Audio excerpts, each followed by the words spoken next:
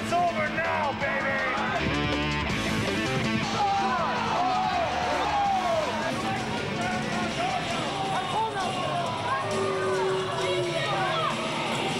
Previously on ACW TV, the GQ Centerfolds, shamed after a loss to Hillbilly Hills and Rough Rider Rashawn, demand a spot in the TV tournament. And Gino Lanza grants it, but to which Centerfold? Cujo proved his bite was as bad as his bark when he mauled the lovely Kendra. Well, you think I won't do it? Adrian Lynch got some help from a few friends to beat Rob Norwood and become ACW's first two-time heavyweight champion. Derek St. Holmes advanced in the TV title tournament with some help from some soccer ruffians and his tome of knowledge. And Dino Bambino also advanced despite the evil intentions of Sam Hain. Later, Bambino got his revenge for months of interference by abducting the fallen angel Angelica. Professor Roderick J. McFarquhar here with the hardcore luchador Dino Bambino. Dino, ACW fans are asking, 2 weeks ago, you stole Angelica from Sam Hain. What have you done with her?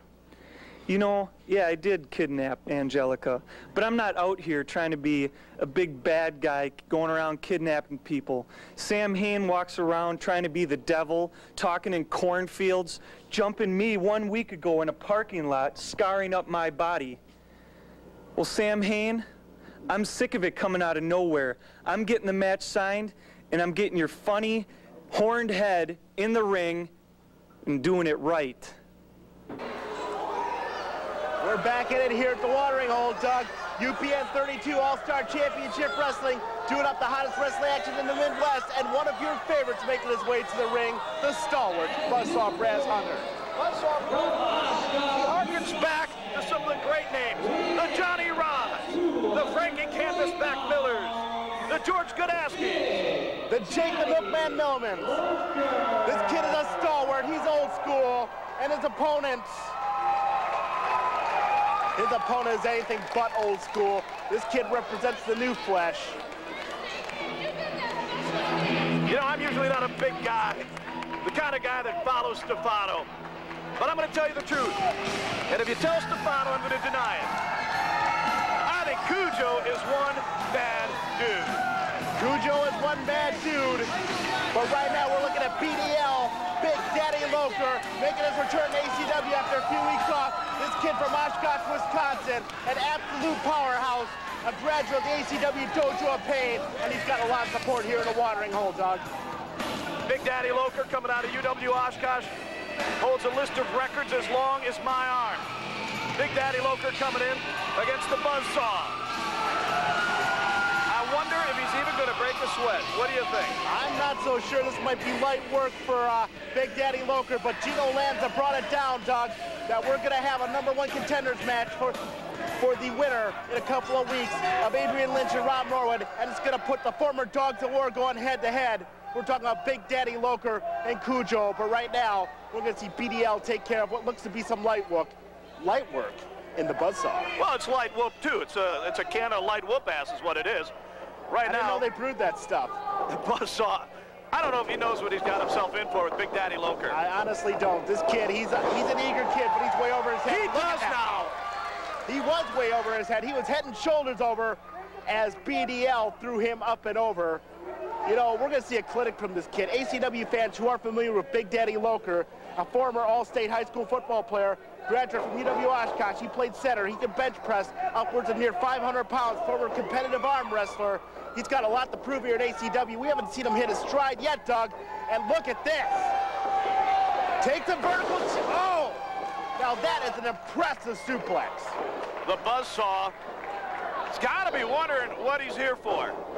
He's going to get thrown around. Look at the snap on that power slam. BDL is living large, and he has proven it to the folks here in the watering hole right here on UPN 32. Cujo better watch his step coming up in a couple of weeks, Doug. The Buzzsaw, wait a minute, we got some offense from the Buzzsaw. Thinking he's got it going. He's all that. Right hands here. Not having much of an effect on BDL. Oh my God! Oh my God! My God! Press slam into the version of Michinoku driver here. Every time we see this kid, he gets more and more impressive. Like you said, as that Konnichiwa thing, that driver deal, all I know is it hurt. It hurts very much, son. Big one-arm choke slam. My God, this kid gets more powerful every time I see him. He is all business inside the ring, and we're looking at a 4.5-star frog splash, I do believe, Doug. Big Up he goes.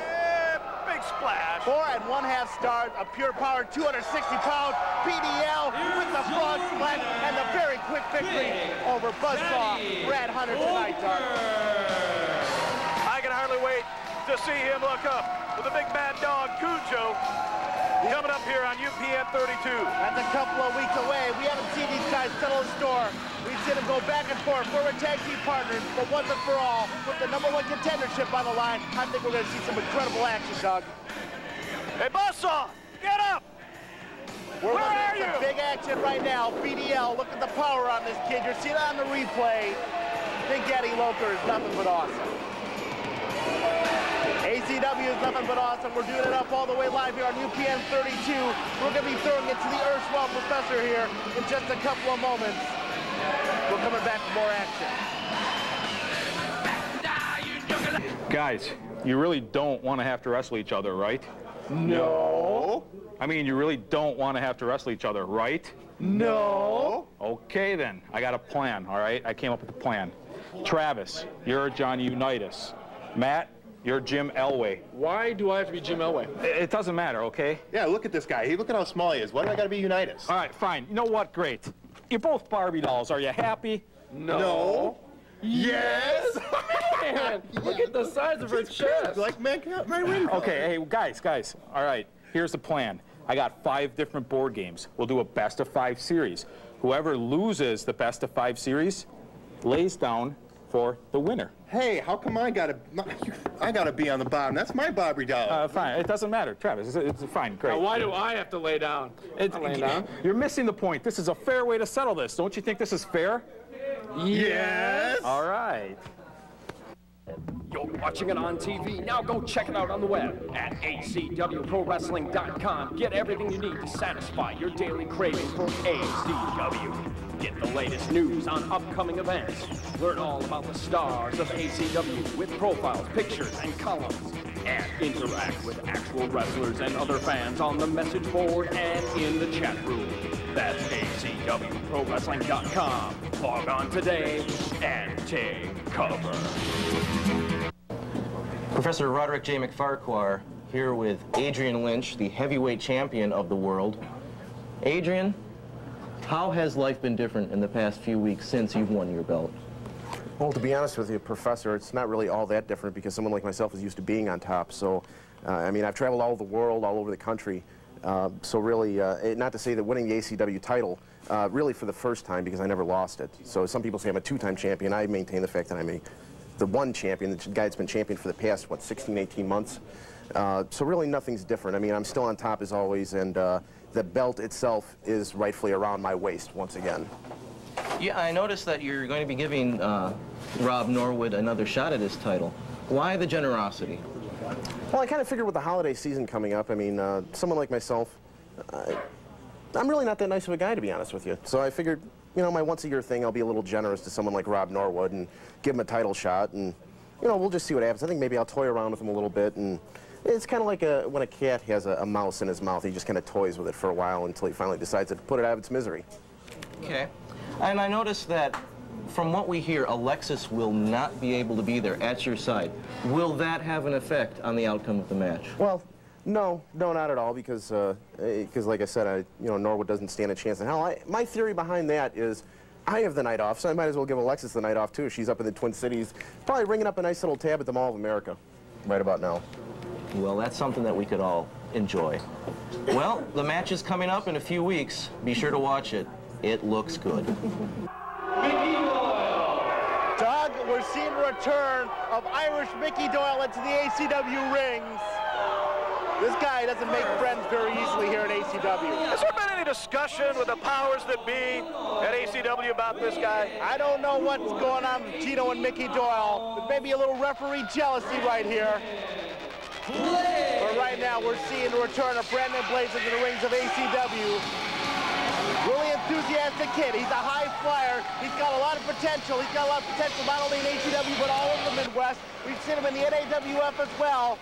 He's looking to prove himself tonight against the Mad Dog of War. We're talking about Cujo, Doug. Brandon Blaze is going to have to be flying. He's going to be moving. He's got to shake and jive and stay away from Cujo. Cujo's a rabid dog. If he gets his mitts on him, it could be over for Brandon Blaze, but he's got to keep moving. This kid is able to do it. He's full of fire. He's full of energy. Oh, look who's back.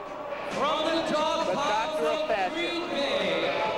Weighing in at 265 pounds, Kujo. The nicest heads in the building, Doug, making their way down to ringside. The Mad Dog of War. We saw what he did a few weeks ago on ACW television, that disgusting, disgusting assault on the lovely Kendra. And with that out of the way, he's got a #1 contendership to focus on. And I'll tell you what, since this guy's made his debut at ACW, he's become so much more confident, so much more vicious. His attitude's gotten all the worse. This guy's ready to make a mark, I think, Doug. I think what makes Cujo so dangerous is he just doesn't care what he does to anybody. He doesn't care inside the ring. He doesn't care outside the ring. This kid's bad attitude 100% of the way. If you meet up with him on the street, I suggest you cross it. Walk away as fast as you can, because this guy doesn't like anybody. And when you have Angelo Stefano by your side. Let me ask you a question, man. So Stefano has Cujo. He also has the GQ Centerfolds. When we did the ACW shows up in UW Green Bay, I saw Cujo sitting with Stefano there at the Student Union with the GQ Centerfolds, and Cujo looked like he had no time for these guys. How can there be peace of the Stefano family between Cujo, who couldn't give a rat's behind about anybody, hook up with the GQ Centerfolds? How long does that relationship last before Cujo rips their heads off? I'm not so sure, but you know what? It's not our problem. It's Angelo Stefano's problem. That's where his guidance is going to come in. There you go. Shaking hands with Doyle again. Last time we saw a guy shake hands with Doyle, he came away with an ACW championship. I remember that. We saw it a few weeks ago on ACW TV as the Pimp Daddy got some injustice on his behalf. Adrian Lynch, new champion. But Mickey Doyle, I'll tell you what, this guy's becoming more and more under fire every single week with good cause. We've got to keep our eye on this guy. There's a story behind this, I do believe. There you see the lovely Rachel taking away the chains from the Mad Dog of War. The further you get those away from ringside, the better, I do believe. Cujo still working with the neck collar, just taking it off now. Brandon Blaze. Blaze got to be giving away, what, 85 pounds 85, here? 90 pounds, and I hope Cujo's had his distemper shot, or else he's going to sink his teeth into this young kid. He doesn't have a lot of meat to go into, but he's got a lot of heart. It's Brandon Blaze. He looks focused, and Cujo looks anything but focused. I think Cujo's looking at light work tonight, or so he believes. Hey, we just saw Big Daddy Loker, one of his arch rivals, take care of the Buzzsaw in nothing flat. Right now, Cujo is sitting back there. He looks at Brandon Blaze as a milk-bone biscuit. This guy is a walking, talking can of Alpo, and Cujo looks like he's getting a laugh out of this, Doug. He's not ready to lock up with Brandon Blaze. Is he just playing mind games, or is he actually concerned about what this kid has to offer? If he's not, he should be. Oh, my God. All the power behind that right boot. We tried to tell Brandon Blaze to do some high flying. He's flying pretty low to the ground right now. Cujo pounding him with some big forearms. Watch the tapes next time, Brandon. We're just trying to help you out, kid. And you need all of it you can get against a 285-pound Mad Dog of War. Throwing his big fist right into the meat of the ribs, into the midsection. That's just a blatant choke right there. Get in there, Mickey. Asking Mickey, the referee's kind of a tall order, to say the least. Brandon ducks a clothesline. One-footed drop kick right into the sternum of Cujo. One more time he gets him. It just takes Cujo off balance a third time. Cujo's just absorbed that, Doug. And swats Blaze to the ground. He swatted him down like a dragonfly.